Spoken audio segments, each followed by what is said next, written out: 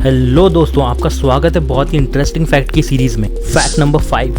अगर आप सिंगापुर से नहीं हैं तो आपने कभी ना कभी च्युइंगम खाया ही होगा और आप उसका गुब्बारा बनाने के भी शौकीन हो सकते हैं। पर क्या आप जानते हैं अगर च्युइंगम को निगल जाए तो आपके शरीर में क्या होगा? क्या इससे आपकी मौत हो सकती है या ये पच जाएगा? वैसे तो ज़्यादातर च्युइंगम रेजिन पॉलीमर प्लास्टिसाइजर से बने हुए होते हैं जो कि पचने में बहुत ही मुश्किल होते हैं, पर हमारा पाचन तंत्र कम मात्रा में इन्हें किसी न किसी तरह पचा ही लेता है। और अगर हम 1 या 2 च्युइंगम खा लें तो थोड़े समय में ये हमारे पेट से पूरी तरह से मलद्वार से बाहर निकल जाएगा। पर अगर कोई ढेर सारे च्युइंगम एक साथ निकल जाए तो ये आंतों में फंस सकते हैं और आपका खाना पीना जो भी रहेगा वो अंदर ही फंस जाएगा। इससे आपके पेट में बहुत ज़्यादा दर्द होगा और अगर आपने सही समय पर इसका इलाज नहीं करवाया तो इससे आपकी मौत भी हो सकती है।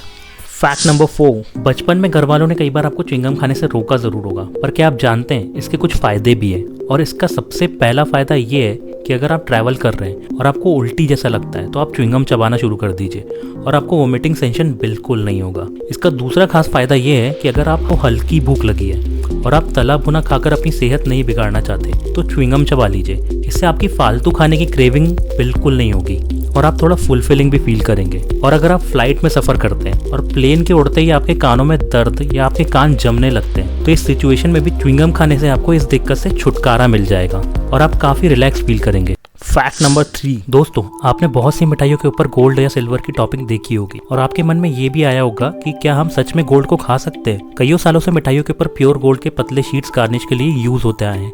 ये एडिबल गोल्ड होता है, यानी कि इंसान के खाने लायक सोना, जो कि 23 या 24 कैरेट गोल्ड का होता है। और ये वो सोना नहीं है जो ज्वेलरी के लिए यूज होता है। एडिबल गोल्ड शीट 90% प्योर सोने से बने होते हैं और उसमें 10% ह्यूमन के लिए सेफ मेटल होते हैं, जैसे कि प्योर सिल्वर। पर क्या ये खाने के लिए एकदम सेफ होता है? साइंटिफिकली देखा जाए तो गोल्ड खाने के लिए इनहर्ट होता है, यानी कि डाइजेस्टिव सिस्टम द्वारा पचाया नहीं जा सकता, जिसकी वजह से डाइजेस्ट होकर वो हमारे ब्लड में किसी पोषक पदार्थ के जैसे एब्सॉर्ब नहीं होता, बस वेस्ट प्रोडक्ट के जैसे हमारी बॉडी से एलिमिनेट हो जाता है। पर अगर आप एडिबल गोल्ड ज्यादा अमाउंट में खा लेते हो तो वो आपकी बॉडी के लिए बहुत ही ज्यादा हार्मफुल हो सकता है। इसलिए भारतीय सरकार ने गोल्ड और सिल्वर फॉइल बनाने वाली कंपनियों को इसे बनाने के लिए स्टैंडर्ड गाइडलाइन इशू किए हैं। Fact number 2। एक बार एक लड़का बाइक में ढेर सारे अंडे लेकर जा रहा होता है और बाइक फिसल जाने की वजह से वो गिर जाता है और उसके पास रखे सारे अंडे फूटकर रोड में बिखर जाते हैं। ये देखकर भीड़ इकट्ठी हो जाती है और सब उसको ताने मारने लगते हैं कि तुझे गाड़ी चलाते नहीं आता है, तेरा तो बहुत नुकसान हो गया रे।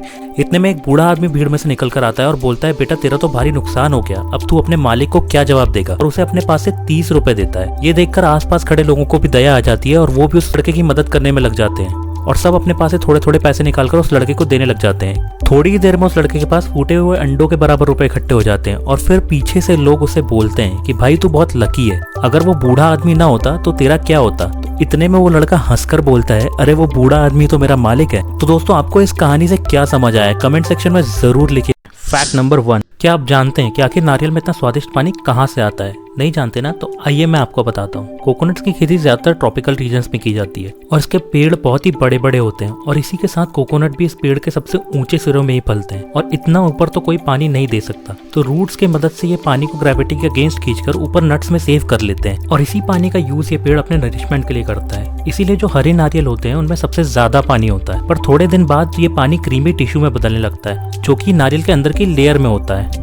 और इसीलिए आपके मलाई वाले नारियल हल्के से पके हुए दिखते हैं, क्योंकि इसके अंदर का पानी इन क्रीमी मलाई जैसी परत में कन्वर्ट हो जाता है। वैसे तो कच्चे नारियल का पानी हमारे डाइजेशन, मेटाबॉलिज्म और बॉडी के हाइड्रेशन के लिए बहुत ही हेल्पफुल होता है। तो जो आप नारियल पानी पीते हैं वो दरअसल रूट से अब्सॉर्ब और पेड़ के अपने लिए इकट्ठे किए हुए न्यूट्रिएंट्स का मिश्रण होता है, जो कि प्रकृति का हमारे लिए दिया हुआ एक तोहफा ही है।